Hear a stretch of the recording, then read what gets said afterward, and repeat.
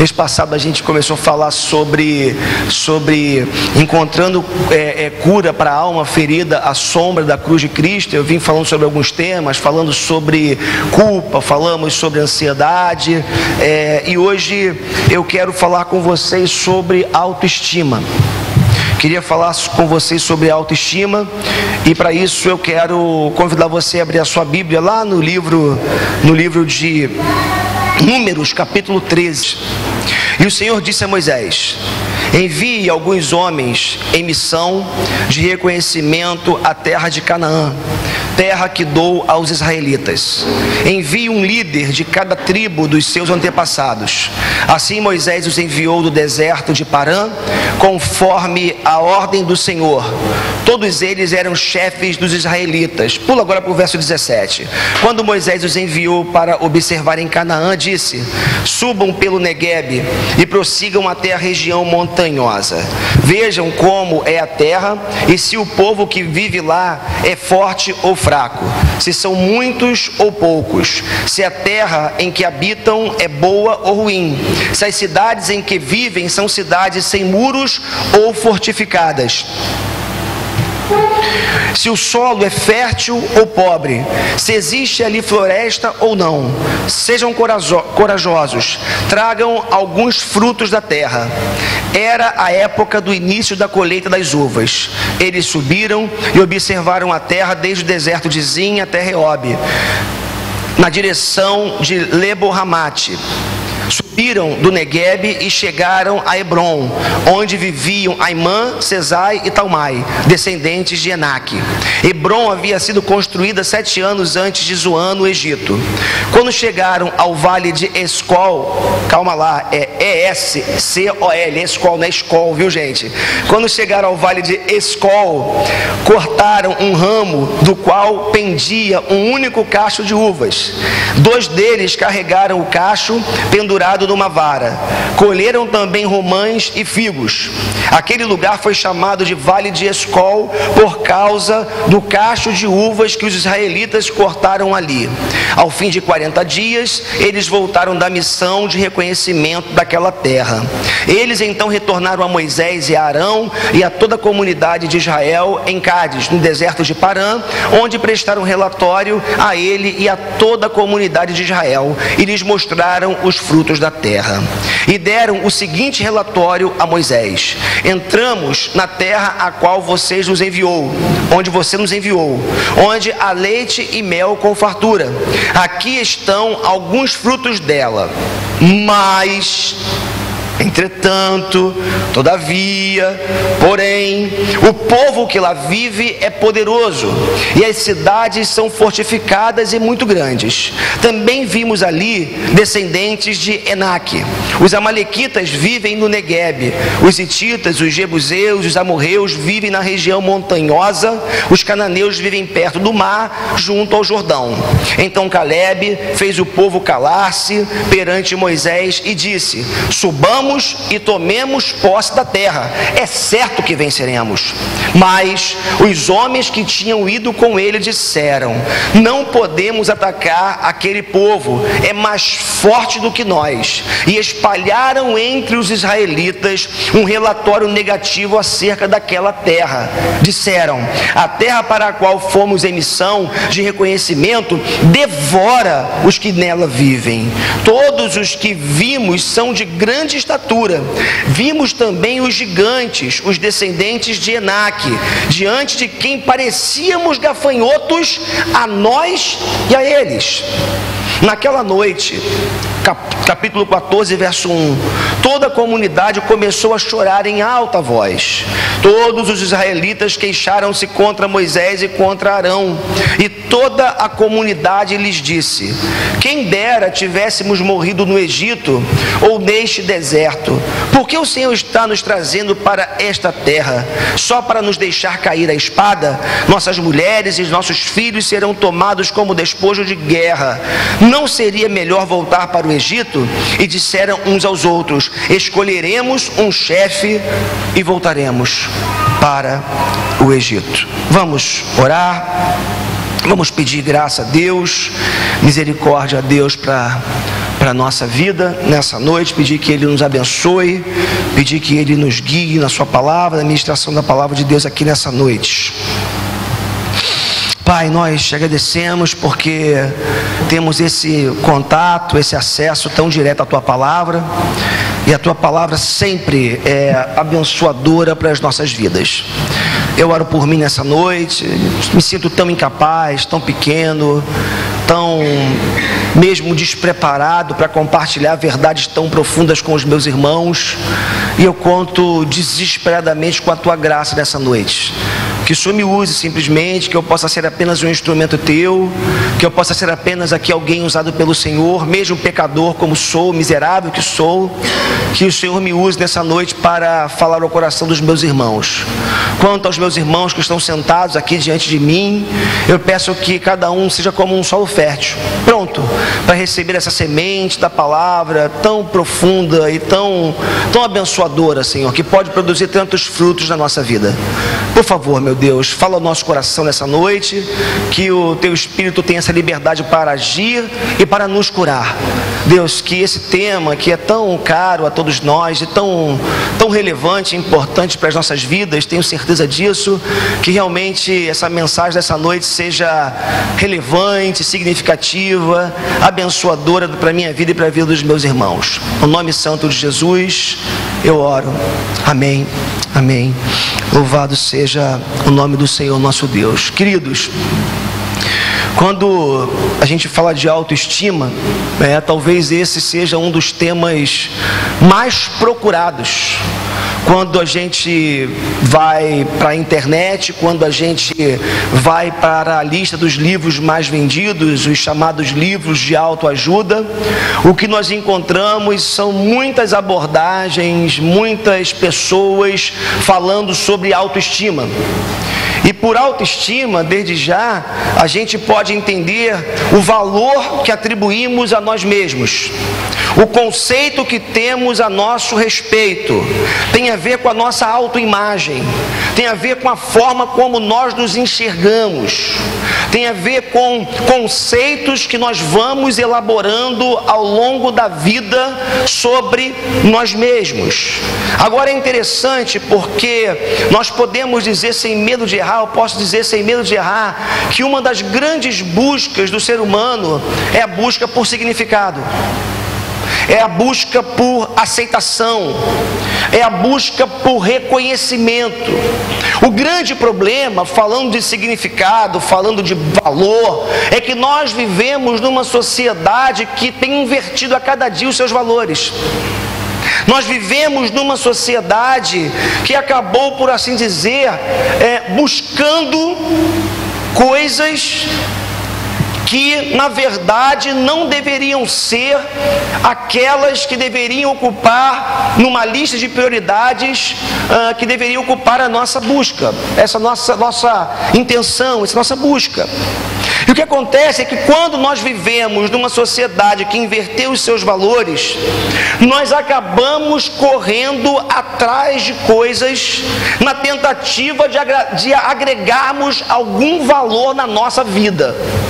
Pensa comigo, nesse processo de inversão de valores, nós acabamos valorizando mais coisas do que pessoas. Acabamos valorizando mais o material em detrimento do imaterial. Acabamos buscando mais a aprovação social em vez daquilo que de verdade é correto, daquilo que de verdade é justo, daquilo que de verdade agrada ao coração de Deus. Então, numa sociedade como a nossa, onde os valores estão invertidos, o que acontece muitas vezes é que nós acabamos, por assim dizer, sofrendo uma espécie de abalo na nossa autoestima, nesse valor pessoal, nessa autoimagem. E isso pode acontecer tanto para mais quanto para menos. É interessante essa expressão autoestima, né? Aí você fala, o sujeito tem uma baixa autoestima, ou ele tem uma eita, até confundi, né? Uma alta autoestima. É confuso até. Mas o fato é que numa sociedade de valores trocados, de valores invertidos, muitas vezes nós acabamos sofrendo um abalo naquilo que nós chamamos de autoestima. Hoje eu quero focar somente na baixa autoestima. Eu quero falar apenas sobre essa estima reduzida, essa incapacidade que algumas pessoas têm de, quando olham para si ou quando se olham no espelho, não conseguem encontrar valor na sua pessoa, na sua vida. E eu diria que essa baixa autoestima, ela tem algumas características. A primeira delas é uma dificuldade de buscar um autoconhecimento. Pessoas que sofrem de baixa autoestima ou de baixa autoestima são pessoas que têm alguma dificuldade de olhar nos próprios olhos, têm dificuldade de olhar para dentro, de fazer uma incursão na sua alma, de se autoanalisar, porque tem medo do que vai encontrar.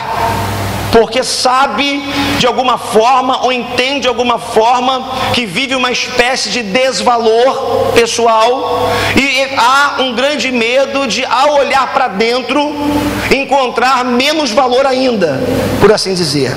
Então, pessoas que sofrem de baixa autoestima, elas têm dificuldade de ficarem sozinhas com elas mesmas, de olhar para dentro, de se autoanalisar.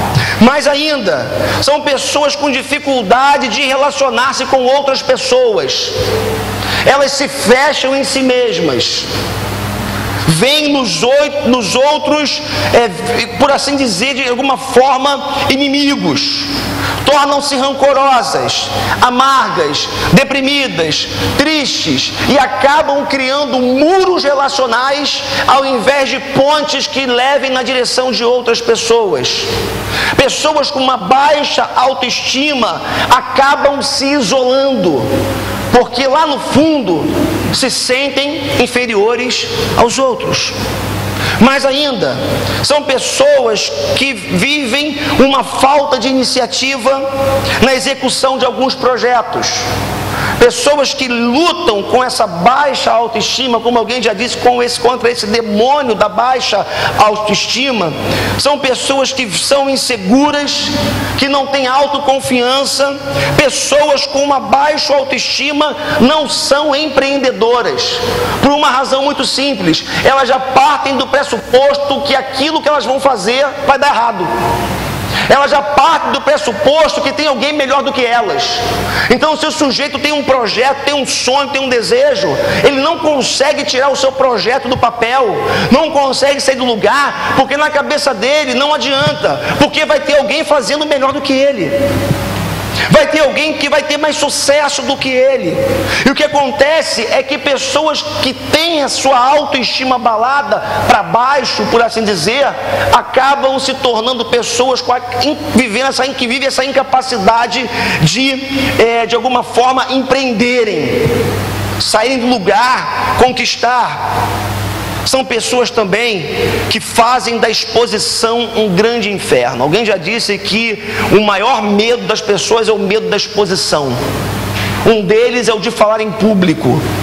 Pessoas que têm a autoestima baixa, elas têm um grande medo, uma grande dificuldade com essa exposição. É muito difícil para uma pessoa que luta com uma baixa autoestima estar em público, colocar a cara para fora, sorrir, se abrir, falar de si mesmo. Então é muito difícil, essas pessoas têm uma grande dificuldade com essa exposição. Falar em público, nem pensar. É uma dificuldade muito grande. E por fim, não esgotando, exaurindo aqui essas características, uma dificuldade de relacionar-se com Deus. Pessoas que lutam com uma baixa autoestima, elas têm dificuldade de relacionar-se com Deus, porque elas se acham as piores das pessoas, ou a pior das pessoas, e acham que são pequenas demais, são impuras demais, e que Deus jamais os aceitará na sua presença. Em última análise, pessoas que sofrem com uma autoestima reduzida, uma autoestima baixa, olham para si mesmo e quando pensam em se relacionar com Deus, a imagem, a ideia que vem é o seguinte: Deus não vai me aceitar, Deus não vai ouvir a minha oração, Deus não se preocupa comigo, ou os meus problemas são... Deus tem tanta coisa para se preocupar. Não sei se você já ouviu alguém falando isso, né? Deus tem tanta coisa para se envolver, tantos problemas para resolver, Deus não vai se preocupar comigo. E aí, queridos, infelizmente, a igreja de alguma forma tem sido responsável por essa ideia, por essa autoestima reduzida na vida das pessoas, essa baixa autoestima na vida de algumas pessoas, quando estabelecem a imagem de um Deus rigoroso, de um Deus que está pronto para detonar, para destruir as pessoas nos seus primeiros erros e primeiros pecados. Agora, eu acredito que existem algumas causas que fazem com que essa autoestima baixa se manifeste nas nossas vidas, muitas vezes. Por exemplo, superproteção dos pais na infância. Todos nós sabemos que crianças superprotegidas são crianças que têm um potencial muito grande de lá na frente perderem a ousadia na vida, perderem a coragem de saírem do lugar, de empreender. Então, muitas vezes essa baixa autoestima, ela é consequência de uma superproteção dos pais, que vivem protegendo os filhos, não deixam os filhos saírem do lugar, não deixam os filhos se moverem, preocupados com medo de que alguma coisa aconteça, e isso acaba tolhindo essas crianças, que se transformam em adultos sem coragem de sair do lugar. Mas ainda, falta de incentivo das pessoas mais próximas. E aqui eu queria frisar a questão do elogio, queridos. A importância de nós, pais, elogiarmos os nossos filhos e as pessoas que convivem conosco. É muito importante isso, porque é interessante, né? Eu vi alguém dizendo esses dias, um especialista falando, que tão importante quanto você reconhecer algo bom que uma criança fez, elogiando o ato dela, é você elogiar essa criança muitas vezes, mesmo sem ela ter feito algo. É muito importante, porque quando nós elogiamos as pessoas que convivem conosco, isso tem o poder de fazer com que a estima dela, o valor pessoal esteja no lugar. Agora, crianças que não são elogiadas, crianças que não têm um reconhecimento dos seus pais, crianças que não são, de alguma forma, não vou usar a expressão aplaudidas, né? Mas que tem um reconhecimento equilibrado daquilo que elas fazem, tem um potencial muito grande de se tornarem adultos com uma baixa autoestima. Isso é muito importante, né? Eu já falei para vocês aqui uma vez, eu morei perto de uma pessoa que ela xingava o filho dos piores palavrões. Esse menino cresceu ouvindo a mãe o xingando de tudo que era nome. Eu fico imaginando a estima desse menino, a autoestima desse menino, que hoje é um jovem, como pode ter sido abalada por conta desses xingamentos da infância. Então, essa falta de incentivo, falta de elogio, falta desse reconhecimento, isso tem o poder de produzir adultos com uma baixa autoestima. Mas ainda, excesso de críticas, né? De alguma forma já foi falado aqui, pessoas que só vivem criticando os outros, só vivem criticando os filhos. Pais, cuidado com o excesso de críticas, cuidado para você só não enxergar coisas ruins nos seus filhos. Mesmo nós cônjuges, né? Chega uma fase do casamento que parece que às vezes a gente deixa de perceber as coisas boas, as coisas bonitas no outro, e só vê os defeitos, e nos tornamos altamente críticos para com o outro. Isso é um tiro na autoestima das pessoas. Outra causa: não corresponder aos padrões estéticos e econômicos da nossa sociedade. Nós vivemos numa sociedade que estabeleceu um padrão estético, vivemos numa sociedade que estabeleceu um padrão econômico, e se você não se encaixa dentro desse padrão estético estabelecido pelos Big Brothers da vida, pela mídia como um todo, e se você não faz parte, não se encaixa dentro desse perfil socioeconômico, você não é nada. Você não presta, você não serve, porque você não está dentro desse perfil que é considerado o perfeito. Então, não corresponder a esses padrões de beleza, estéticos e econômicos, tem o poder de abalar, muitas vezes, a nossa autoestima. Ainda, alguns reveses na vida, alguns problemas que se perpetuam, algumas lutas que passamos, algumas dificuldades que enfrentamos. Eu conheço gente que é impressionante, e a gente busca entender por que não tem resposta. Muitas vezes as pessoas entram por um problema, numa dor, quando você pensa que o sujeito vai colocar o rosto para fora d'água, vem um outro caixote e derruba o cara, e é um em cima do outro, e a gente não tem respostas. A gente tenta ajudar, estando perto de alguma forma, mas é impressionante como que na vida de algumas pessoas, e repito, por razões que desconhecemos, são tantas pancadas, são tantos traumas, onde o sujeito não consegue respirar. Isso acaba mexendo, abalando a autoestima, porque lá no fundo o sujeito pensa: deve ter alguma coisa errada comigo. E se ele não consegue encontrar explicação nessa vida, ele vai dizer: cara, eu devo ter vivido numa outra vida, isso deve ser karma, alguma coisa está acontecendo comigo, só pode ser, porque está tudo errado, nada dá certo na minha vida. E aí, essa autoestima abalada. Algumas vezes na vida, como eu falei para vocês, longos sofrimentos, frustrações, angústias que passamos. E por fim, nessa lista de causas aqui, que eu acredito que tem o poder de produzir mexer com a nossa autoestima, o pecado que gera culpa. Nós não fomos feitos para pecar. Nós não fomos criados para o pecado, nós fomos criados para Deus. E quando nós vivemos no pecado, quando nós não conseguimos abandonar o erro, nós somos tomados pela culpa, e essa culpa tem o poder de fazer com que a nossa autoestima também seja abalada. Então são muitos os fatores, eu listei apenas alguns aqui que têm o poder de mexer com a nossa autoestima. Agora, entrando propriamente no texto que a gente leu aqui nessa noite, é interessante porque esse texto ele pode, acredito eu, nos ajudar a entendermos um pouco esse tema. Lembra comigo, Israel estava no deserto, capitaneado por Moisés, liderado por Moisés, e eles estavam caminhando na direção da terra prometida. De uma forma estratégica, o Moisés ele manda alguns espias para a terra que Deus havia prometido para o seu povo, para fazer um reconhecimento do lugar, para conhecer aquela região, para saber se de fato aquele lugar correspondia às promessas que Deus havia feito, para ver se realmente como era, enfim, conhecer os inimigos, conhecer os atalhos, conhecer as rotas de fuga.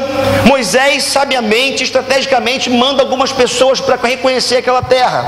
É interessante porque no capítulo 13 ainda, no verso, deixa eu voltar aqui, isso aqui, no verso 1 e 2, olha só o que o texto diz: e o Senhor disse a Moisés: envie alguns homens em missão de reconhecimento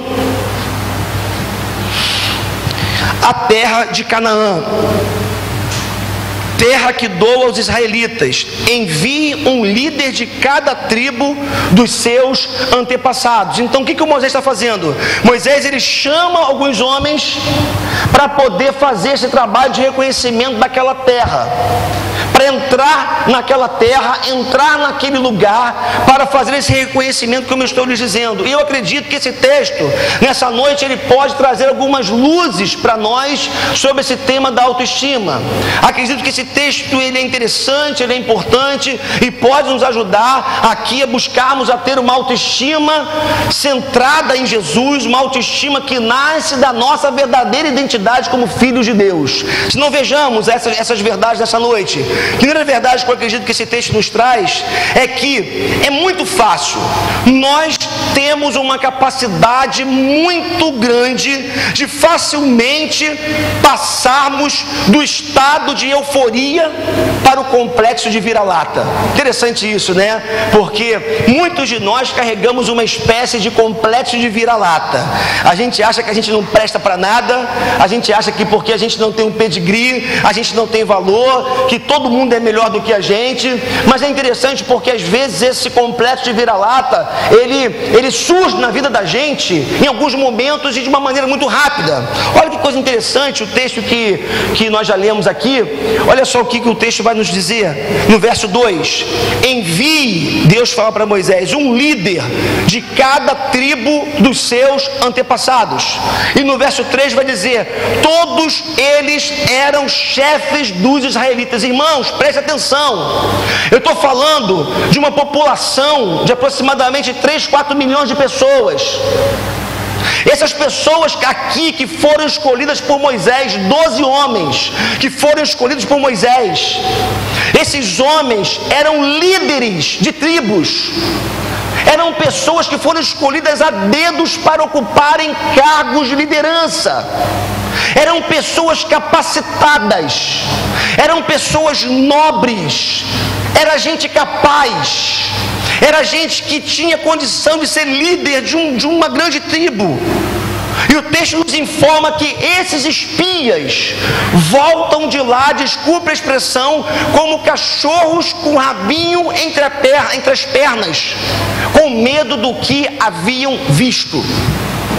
Quantas vezes a gente se prepara, a gente corre atrás de alguma coisa, de algum sonho, de algum projeto, e a gente vai vibrando para aquilo, mas por conta de coisas que vemos, de situações que passamos, de vozes que ouvimos, nós acabamos perdendo a coragem, acabamos perdendo a euforia inicial que tomava conta do nosso coração e passamos rapidamente desse estado de euforia, de alegria, de expectativa por uma grande conquista, para esse complexo de vira-lata, e acabamos achando que não prestamos para coisa alguma e que não vamos dar em nada. Então a primeira verdade que esse texto nos ensina é que é muito fácil, se nós dermos realmente ouvidos o que muitas pessoas falam, o que a sociedade nos impõe, é muito fácil nós termos a nossa autoestima abalada. Segunda verdade que eu acredito que esse texto ele nos ensina sobre a autoestima, mais precisamente sobre essa baixa autoestima, é que temos a nossa autoestima abalada quando tiramos os olhos das promessas de Deus e os colocamos nas circunstâncias. Olha só o que esse mesmo texto vai dizer para a gente. Vamos ler o verso 28 e depois nós vamos ler do 31 ao 33. Diz assim: mas o povo que lá vive é poderoso, e as cidades são fortificadas e muito grandes. Também vimos descendentes de Enaque, mas os homens que tinham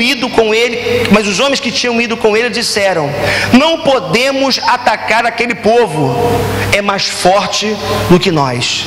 E espalharam entre os israelitas um relatório negativo acerca daquela terra. Disseram: a terra para a qual fomos em missão de reconhecimento devora os que nela vivem. Todos os que vimos são de grande estatura. Vimos também os gigantes, os descendentes de Enaque, diante de quem parecíamos gafanhotos, a nós e a eles. Olha que coisa interessante, o que acontece na vida desses homens, o que acontece na nossa vida muitas vezes, quando nós sabemos que Deus tem propósito para a nossa vida, quando recebemos promessas de Deus para a nossa vida, mas nós damos ouvidos aos inimigos que se levantam e damos mais valor e mais crédito às circunstâncias do que à promessa de Deus. Eles se viam como gafanhotos e pressupunham também que aqueles gigantes o viam da mesma maneira. Queridos, o que nós precisamos que entender nessa noite é o seguinte: quantas vezes Deus coloca provas nas nossas mãos da sua fidelidade. Esse texto que nós lemos, quando a gente segue, o texto diz que eles voltam da terra prometida com cachos imensos de uva. Deus havia prometido que seria assim. Eles voltam de lá com um relatório primeiramente perfeito a respeito da terra, porque confirmaram que a terra era exatamente idêntica ao que Deus havia revelado a Moisés. O problema é que eles se impressionaram com o tamanho da adversidade. Eles focaram no problema e se esqueceram da promessa de Deus. Meu irmão, Deus tem promessa para a tua vida. Minha irmã, Deus tem promessa para a tua vida. Não tire os olhos da promessa de Deus. Não tire os olhos daquilo que Deus tem para fazer na sua vida, aquilo que Deus já falou para você que Ele vai fazer. Os problemas existem, é fato. As circunstâncias, muitas vezes, realmente olhando com os olhos humanos, parece que não vai dar. Mas ou nós caminhamos pela fé, ou a gente desiste de viver. As dificuldades são muitas mesmo. Viver não é fácil. As lutas são grandes. Os gigantes parecem que se avolumam todos os dias diante de nós. Mas se Deus prometeu, se Deus disse, Ele vai cumprir. E o texto nos informa que aqueles homens, eles voltam. Eles tinham nas mãos as provas da fidelidade de Deus, mas preferiam ficar com a imagem que os impressionava. Olha, a Bíblia diz que de fato o diabo, ele veio para matar, para roubar e para destruir. E a Bíblia diz que o diabo, ele ruge como um leão. Interessante porque, dentre outras razões, o rugido do leão é justamente para espantar, né, para afastar, né, os inimigos, os predadores. Deixa eu dizer uma coisa para você: o diabo sempre vai rugir. E muitas vezes o diabo trava algumas pessoas só com o seu rugido, sem nenhum agir da parte dele. O que eu estou querendo dizer nessa noite é que muitas vezes tem muito barulho e pouca ação do inferno.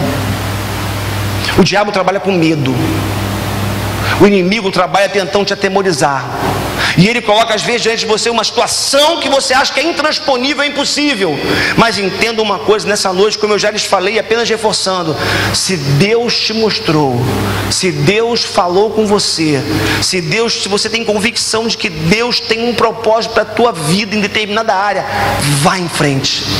Não desanime, não desista, não coloque os olhos nas circunstâncias.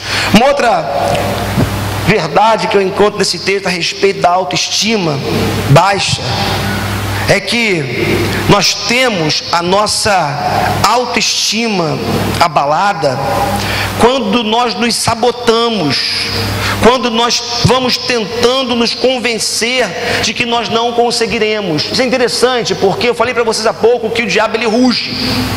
O problema é que a gente às vezes se assusta no primeiro momento com a ação dele, com esse rugir dele. Mas aí nós acabamos introjetando em nós mesmos essa voz que diz que nós não vamos conseguir. Olha só, interessante o verso 32, o que nos diz no capítulo 13: e espalharam entre os israelitas um relatório negativo acerca daquela terra.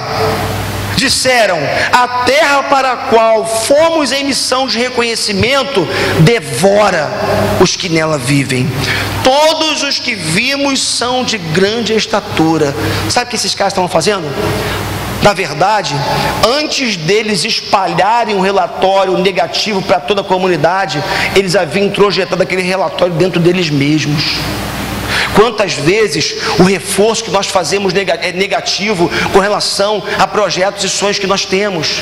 Querido, procura fazer o exercício de, ao invés de criar reforços negativos dentro de você, que te levem cada vez mais para o medo e para o desânimo, procure introjetar na tua mente, no teu coração, as palavras de Deus na tua vida. Me lembro aqui de Jeremias falando em Lamentações: eu quero trazer à memória aquilo que me traz esperança. Tem gente que vive remoendo o problema. Tem gente que vive remoendo algumas situações, algumas incapacidades, achando que nunca vão conseguir do lugar, e ficam o dia inteiro falando para si mesmas que não vão conseguir. Se você continuar repetindo para você que você não vai conseguir, você não vai conseguir. Agora, se você se fortalece na palavra de Deus, se você busca a palavra de Deus para a tua vida, se você busca as coisas do alto, como o apóstolo Paulo diz, ou se você busca esperança, se você coloca na sua memória aquilo que pode trazer esperança para a tua vida, queridos, fica muito mais fácil da gente sair do lugar e da gente conseguir realizar aquilo que nós temos a certeza que Deus colocou no nosso coração. Então, aqueles homens espalharam um relatório negativo, só que antes de espalhar um relatório negativo, eles já haviam introjetado dentro deles mesmos. Nós temos que parar com esta autoindução, com esta tentativa de autoconvencimento, de que não vale a pena, de que não vamos conseguir, de que o inimigo é poderoso. Meu irmão, se Deus te chamou, vai. Mas o mar está fechado, vai. Mas não tem perspectiva alguma de dar certo, não tem luz. Se Deus está com você, se você tem a convicção de que Deus te chamou, vá em frente. Não desista dos projetos que Deus tem colocado no seu coração. Quarta verdade que eu percebo nesse texto é que uma das consequências de uma baixa autoestima, isso aqui é uma consequência mortal, né? É aquilo que nós chamamos de autocomiseração. A gente começa a sentir pena da gente mesmo. Olha só que coisa interessante.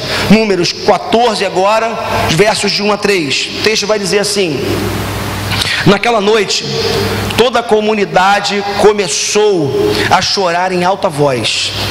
Todos os israelitas queixaram-se contra Moisés e contra Arão, e toda a comunidade lhes disse: quem dera tivéssemos morrido no Egito, ou neste deserto, porque o Senhor está trazendo porque o Senhor está nos trazendo para essa terra, para nos deixar cair a espada. Nossas mulheres e nossos filhos serão tomados como despojo de guerra. Não seria melhor voltar para o Egito? Olha que coisa interessante, eles começam com medo, eles começam duvidando da promessa de Deus, eles começam dando mais crédito aos gigantes, olhando para a incapacidade, olhando para a dificuldade, e terminam nesse estado de autocomiseração, sentindo pena deles mesmos. Interessante, porque o texto diz assim: naquela noite, toda a comunidade começou a chorar. Deixa eu falar uma coisa para você. Nós somos seres que vivemos em comunidade. Nossa primeira comunidade é nossa família. Diria que a nossa segunda comunidade pode ser a nossa igreja. Tem pessoas que convivem conosco. E um dos grandes problemas, um dos grandes males de uma autoestima abalada, de uma baixa autoestima, é que a gente começa a contaminar todo mundo que está do lado da gente. Às vezes, dentro de um lar, começa numa pessoa, daqui a pouco está todo mundo contaminado por aquela baixa autoestima. Aí fica todo mundo deprê dentro de casa, todo mundo cabisbaixo dentro de casa. O texto diz que naquela noite, por causa do relatório daqueles homens, toda a comunidade começou a chorar em alta voz. Seria melhor ter morrido no Egito. Você nos trouxe para cá para morrer, nossos filhos, nossas esposas. Autocomiseração, pena de si mesmo. Meu irmão e minha irmã, o que nós precisamos é introjetar na nossa mente e no nosso coração algumas coisas para que possamos formar um autoconceito e uma autoestima mais equilibrada na nossa própria vida. Sabe o que você precisa introjetar dentro de você nessa noite?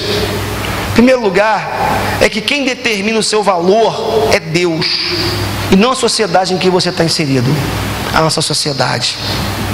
Preste atenção aqui.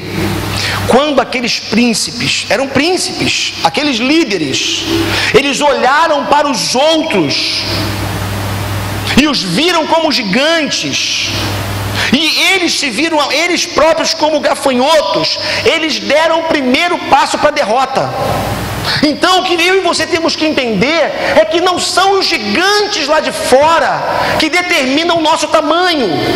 O que determina o nosso tamanho é o próprio Deus. Quem determina o nosso valor é Deus, é a palavra de Deus na nossa vida, e não a sociedade lá fora. Porque pensa comigo, né? Nessa sociedade de corpos esculturais, bem moldados, a gente se olha no espelho e fala assim: caramba, né? Aquele cara, aquela mulher é perfeita. A gente se olha no espelho e fala: aqui só tem um bagaço, né? O João está assim, né? A gente é assim. Imagina se todo dia a gente olhar no espelho e lembrar, desculpa a expressão, da gostosona do Big Brother, do gostosão do Big Brother, se a gente pensar que quem tem valor é aquele cara e aquela mulher. Não! A palavra de Deus diz que quem confere valor a mim e a você é nossa identidade. Identidade essa dada por Deus a mim e a você. Guarde uma coisa: quando você sabe quem você é, qual a sua identidade, o tamanho do inimigo deixa de ser importante, porque você sabe que você é filho de Deus, que você é filha de Deus, que você é amado de Deus, que você é amada de Deus. Eu gosto muito de um texto, eu tenho aqui na projeção, esse texto é João capítulo 13, quando João ele relata o episódio do lava-pés, né? Diferente dos outros três evangelistas que trazem a última ceia, João fala do lava-pés. Olha que coisa interessante o texto nos diz. Um pouco antes da festa da Páscoa, preste atenção, sabendo Jesus que havia chegado o tempo em que deixaria este mundo e iria para o Pai, tendo amado os seus que estavam no mundo, amou-os até o fim. Jesus sabia, preste atenção nessa expressão, Jesus sabia, tinha convicção que o Pai havia colocado todas as coisas debaixo do seu poder, e que viera de Deus e estava voltando para Deus. Assim, levantou-se da mesa, tirou a sua capa e colocou uma toalha em volta da cintura. Depois disso, derramou água numa bacia e começou a lavar os pés dos seus discípulos, enxugando com a toalha que estava em sua cintura. Sabe o que esse texto está dizendo para mim e para você? Antes disso, lembra comigo, quem que lavava os pés das pessoas naquele contexto ali do Novo Testamento, do primeiro século? Ruas empoeiradas, sem asfalto, num contexto não urbano, eram os servos que lavavam os pés das pessoas que chegavam nas casas.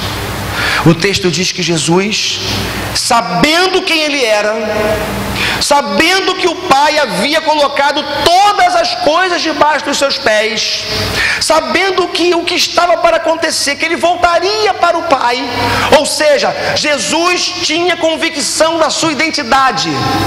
O gigante da cruz se aproximava, o gigante da morte se aproximava, mas o texto diz que, convicto de quem ele era, ele pega uma toalha, ele tira a sua capa, ele pega uma toalha, pega uma bacia e se transforma, na melhor expressão, e toma a atitude de um servo, começando a lavar os pés dos seus discípulos. Queridos, o que me chama a atenção é que Jesus não teve o menor pudor, o menor problema de lavar os pés dos seus discípulos, porque ele sabia quem ele era.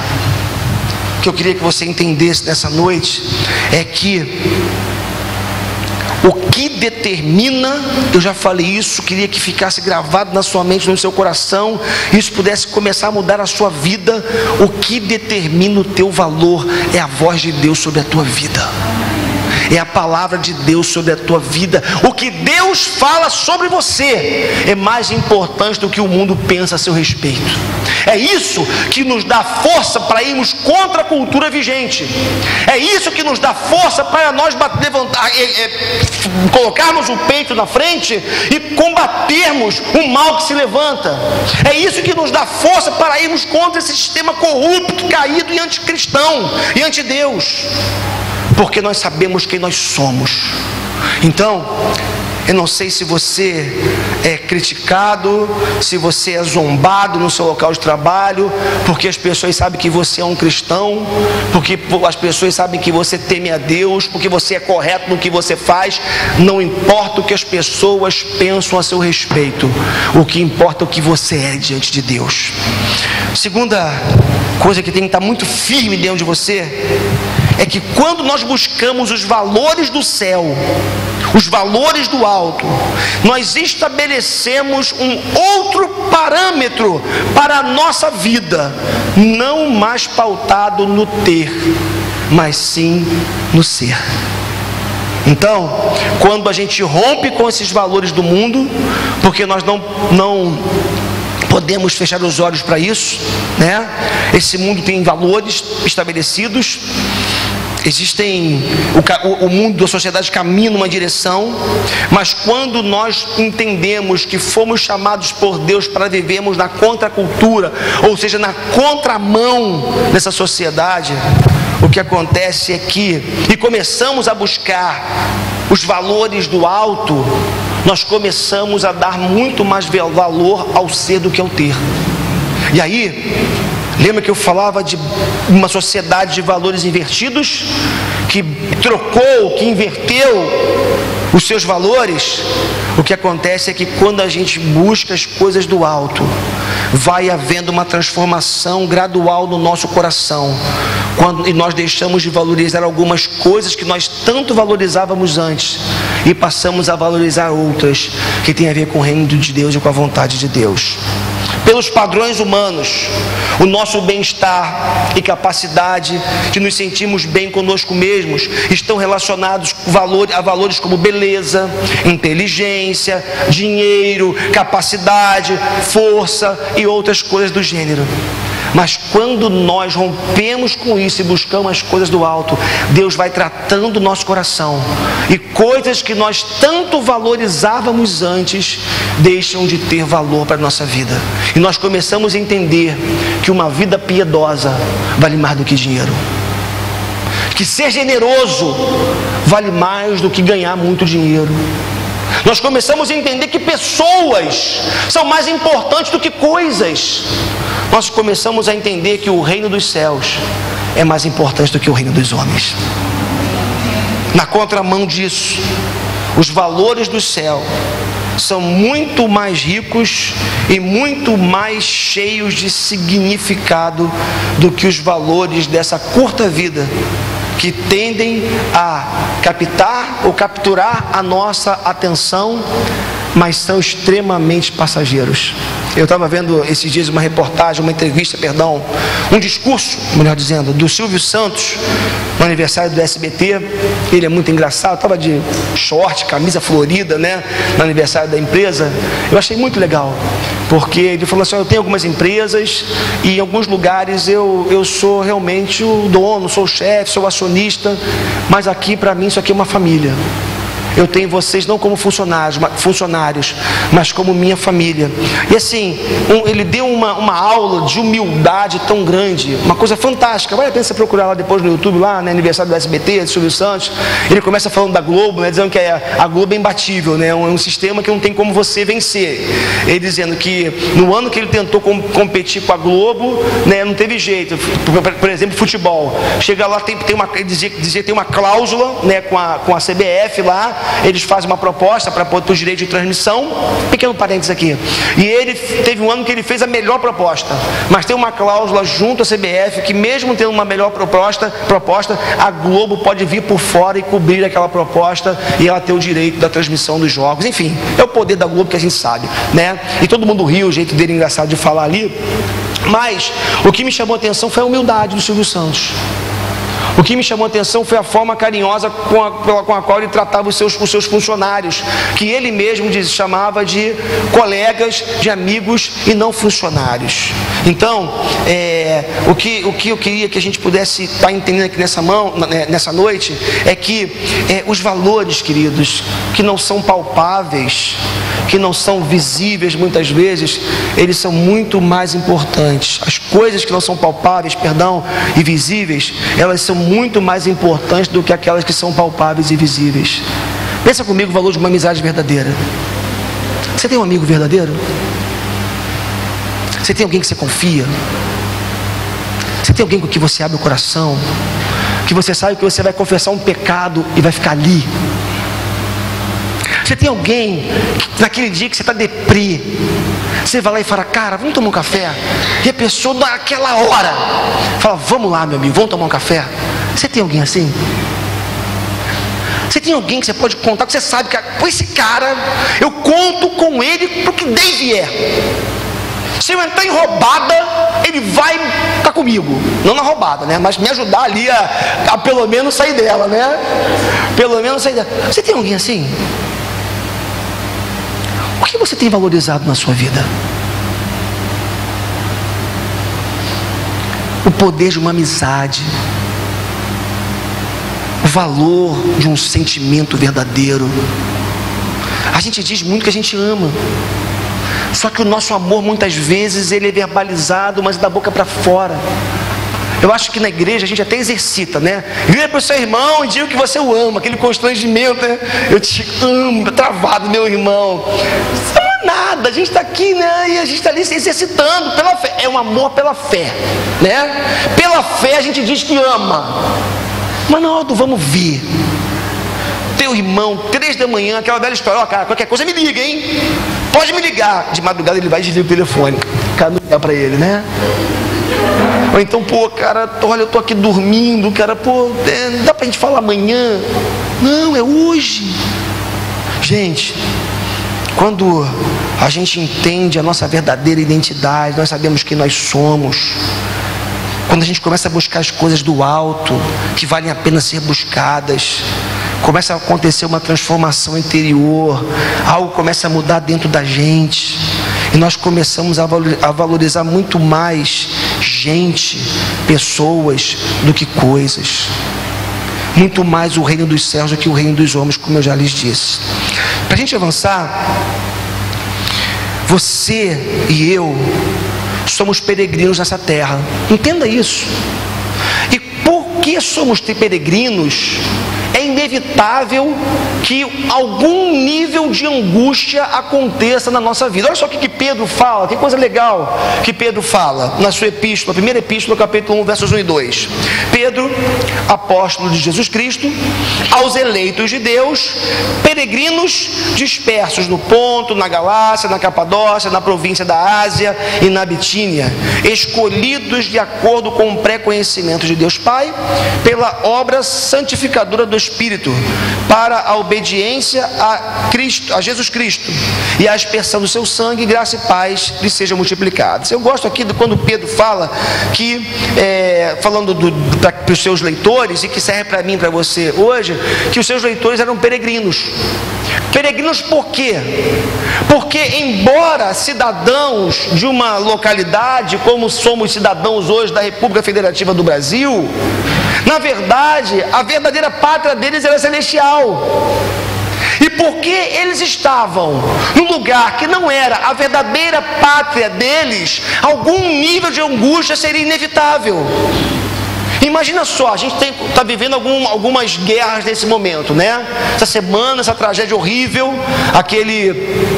esse avião que foi abatido, né, com quase 300 pessoas a bordo, é uma coisa absurda, guerra que mata tanta gente inocente. Você tem ali a faixa de Gaza, quanta gente morrendo. Sabemos que os campos de refugiados são imensos, tanta gente sofrendo hoje fora da sua casa, em terras inóspitas, lugares perigosos, mulheres sendo estupradas nesses lugares, violência, crianças morrendo. Por quê? Estão fora da segurança da sua pátria, da sua terra, do seu lar.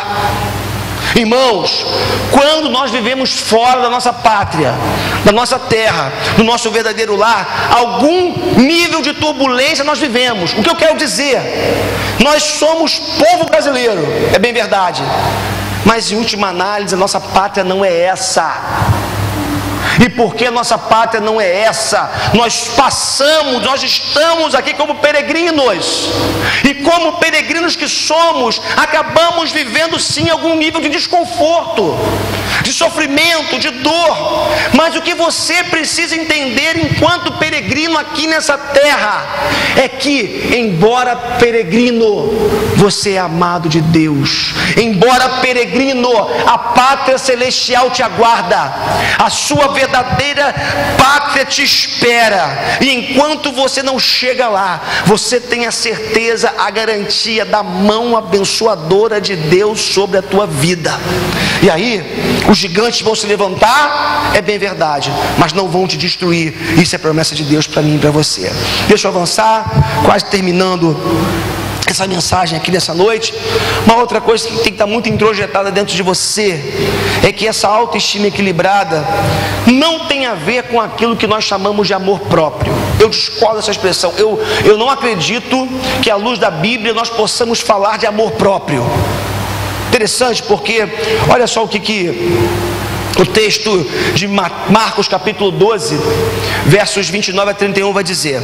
Jesus respondeu: o mais importante é este: ouça, ó Israel, o Senhor, o nosso Deus, o Senhor é o único Senhor. Ame o Senhor, o seu Deus, de todo o seu coração, de toda a sua alma e de todo o seu entendimento e de todas as suas forças. O segundo é este: ame o seu próximo como a si mesmo. Não existe mandamento maior do que esse. Muitas pessoas pegam esse texto para falar de amor próprio. Você não tem como amar o outro se você não se amar. Mas o texto não fala de você se amar. O texto fala de você amar a Deus sobre todas as coisas e amar ao próximo como a si mesmo. Para mim, amar a si mesmo é um pressuposto básico. Nós naturalmente nos amamos. Haja visto aqui o senso de preservação que nós temos. Não sei se você percebeu isso, né? Eu fico assim, analisando umas coisas meio doidas às vezes. Eu fico analisando às vezes alguns sonhos meus. Tem alguns sonhos que eu, assim, sonho que eu digo da noite mesmo, né? Que você dorme e sonha, né? Eu já percebi o seguinte, que nos sonhos que eu tenho de mim mesmo, comigo mesmo, melhor dizendo, às vezes eu tomo tiro, eu tomo facada, tô brincando não, nos meus sonhos, mas eu nunca morro. Sou só eu ou você já experimentou isso também? Já percebeu? A gente cai de uma árvore, cai de um prédio, mas a gente nunca morre. A gente voa, né? A gente quica, igual desenho animado. A gente nunca morre. Sabe o que é isso? É aqui dentro da gente tem um senso de autopreservação. Tem um senso de autopreservação que faz com que mesmo quando a gente sonha, a gente não venha sofrer consequências mais graves nos nossos sonhos. O que eu estou querendo dizer para você é que o seguinte: Jesus parte do pressuposto que nós nos amamos, que nós nos autopreservamos, mas o mandamento é claro: ame a Deus e ao próximo. Esse negócio de amor próprio não existe. O que existe é: tome a tua cruz. O que existe é dê a outra face. E esse negócio vai na contramão, vai de encontro ao que a sociedade chama de amor próprio. Que isso, cara? Tem que se amar, vai dar outra face nada. A lógica do reino de Deus é diferente da lógica do mundo. Autoestima não tem a ver com aquilo que a sociedade chama de amor próprio. O que nós encontramos nos evangelhos é: entregue-se, doe-se, morra pelo outro se for necessário. E se você fizer isso, você vai estar dando provas de amor a Deus e ao próximo. Eu quero terminar essa mensagem nessa noite apenas dizendo para você que uma autoestima equilibrada, ela é uma autoestima que parte da cruz de Cristo. É a convicção que nós temos daquilo que Jesus fez por nós na cruz do Calvário. Meu irmão, para por um instante, minha irmã, para por um instante e pense no que Jesus foi capaz de fazer por você.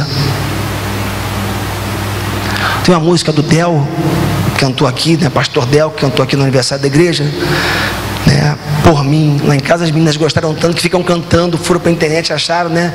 Cristo morreu por mim, Cristo morreu por mim, os cravos nas mãos, seu sangue a jorrar, eu sei que Cristo morreu por mim. Ele morreu por você. Jesus morreu para te salvar. Isso é o que confere valor à nossa existência.